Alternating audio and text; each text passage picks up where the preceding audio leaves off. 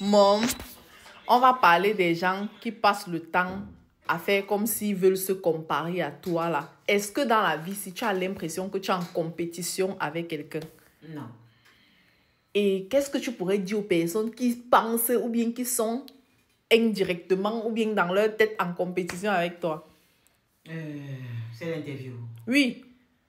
Je suis en train de te filmer, Mom. Ah, tu as déjà filmé. Tu joues à la vie. Donc, tu crois que... Bon, si quelqu'un pense être en compétition avec moi et que ça peut l'aider dans sa vie, pourquoi pas, je peux être une motivation pour la personne. Ah oui. Mais seulement que la personne ne pense pas que c'est réciproque. Ah. Mais Mom, c'est vrai que tu as quand même raison parce que le fait que quelqu'un soit en compétition avec toi peut véritablement mettre cette personne, être une motivation. Parce que chaque jour, la personne se dit que non, il faut que je fasse comme elle, je veux devenir comme elle et tout. Exact. Le problème maintenant, c'est que les gens ont une forme de compétition malsaine là qu'ils développent en eux. Bon, quand c'est malsain, voilà, c'est là où ça pose problème. Mais je dis que la personne ne pense pas que c'est réciproque. Que pendant qu'elle est en compétition avec toi, tu es en compétition moi aussi, avec elle, en fait. Je suis en compétition avec elle. Non. Tu es en compétition avec moi. Tu peux être en compétition avec moi sans que je sois au courant. Tant mieux. C'est-à-dire, c'est dans ta tête. Tant mieux et tant pis. Voilà, et ça ne va pas me gêner. Mais c'est dès l'instant où tu penses que moi aussi, je suis en compétition avec toi que ça devient un problème. C'est vrai.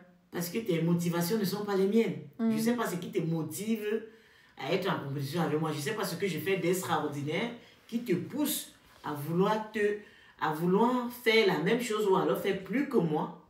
Alors que toi, tu veux seulement vivre ta vie tranquillement et être heureux. Voilà. Comme je dis être une meilleure personne. J'étais quoi hier, je suis quoi aujourd'hui, j'aspire à être quoi demain.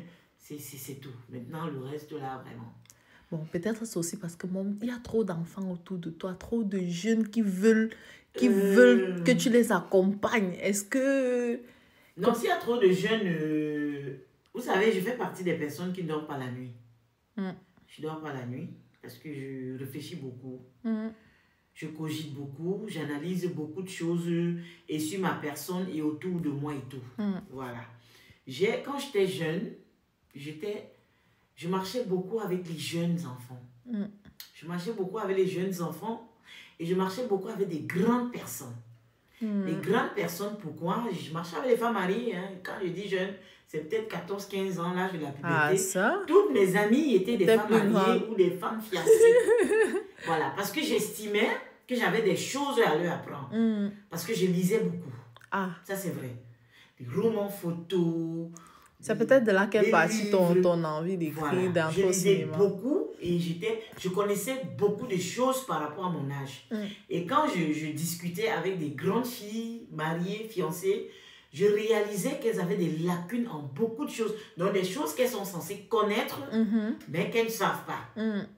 Alors, j'avais toujours des choses à leur apprendre. Et comme elles avaient constaté que je leur disais des choses intéressantes pour elles, ça fait qu'elles Elle te gardait auprès d'elle. Elle me cherchait. Tu vois, parfois, il y a une femme peut-être de 25 ans. Je dis, j'avais 15 ans. Oui, une fille de 25 ans qui vient.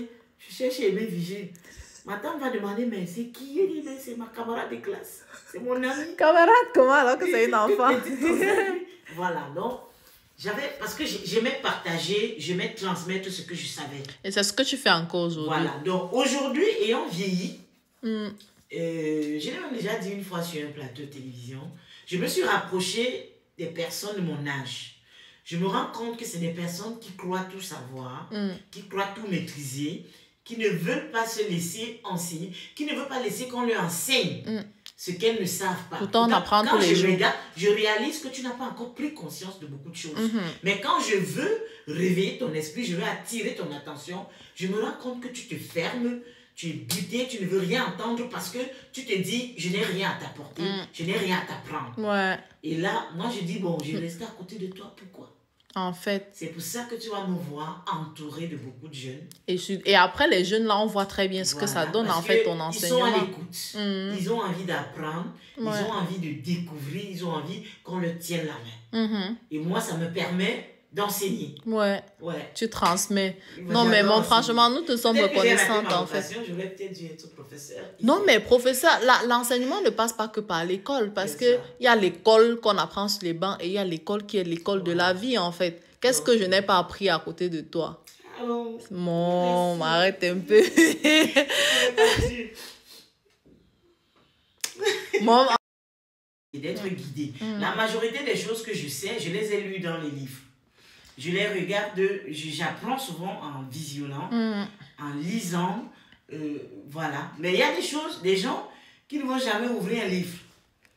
On garde l'argent dans le livre, lisent pour eux. Pour venir leur transmettre. Ouais, c'est voilà. vrai. Je fais donc partie de ces gens qui... Bon, ça, c'est une vidéo qu'on doit refaire encore, parce que là, elle est longue et il faut vraiment que on ait l'esprit. Merci beaucoup, Mom. Ouais, merci d'accepter de nous transmettre et de ne pas être chiche avec la connaissance, parce que beaucoup de personnes ont la connaissance mais ne veulent pas la partager de peur que les autres en profitent, en fait. Ah non, c'est bête. Égoïste. C'est surtout égoïste, en fait. Égoïste parce qu'en fait, moi, je dis souvent à mes enfants, tu peux couper?